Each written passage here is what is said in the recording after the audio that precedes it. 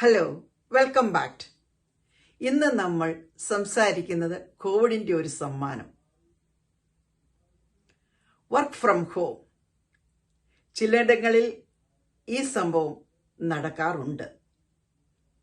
Video കണ്ടു നോക്കാം, അഭിപ്രായം അറിയിക്കുക.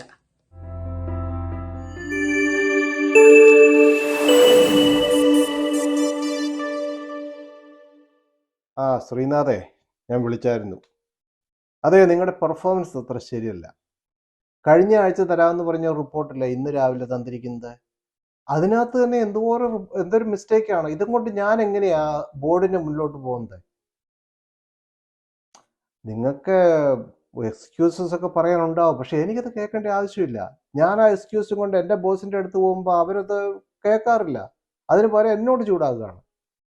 ഞാൻ ഒരു കാര്യം പറഞ്ഞേക്കാം. ഈ വർക്ക് ഫ്രം ഹോം എന്ന് പറഞ്ഞാൽ വർക്ക് ഫ്രം ഹോം ആയിരിക്കണം.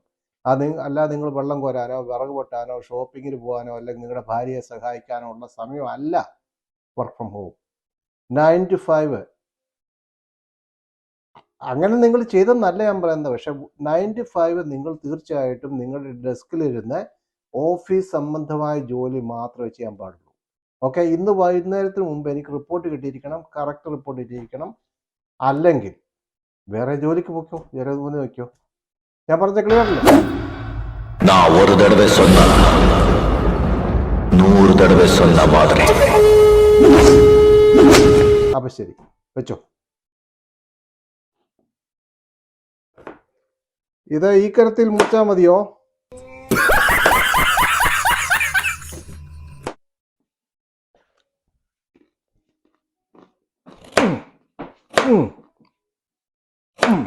ആഹാ, ഇത് ഇതുവരെയും കഴിഞ്ഞില്ലേ? ഒരു മുറി തേങ്ങയും കൂടെ ചിരണ്ടാനുണ്ട്. അത് കഴിഞ്ഞിട്ട് വേണം എനിക്ക് വല്ലതും ഉണ്ടാക്കാനായിട്ട്. അപ്പൊ ഇതാണ് വർക്ക് ഫ്രം ഹോം. ഭണ്ഡാരം അടങ്ങാൻ വേറെ പണിയില്ലെന്ന് നോക്ക്. ഇപ്പൊ ഒരുത്തരം അങ്ങോട്ട് വഴക്ക് പറഞ്ഞിട്ട് എഴുന്നേറ്റതേ ഉള്ളൂ ഞാന്. ഭണ്ഡാരം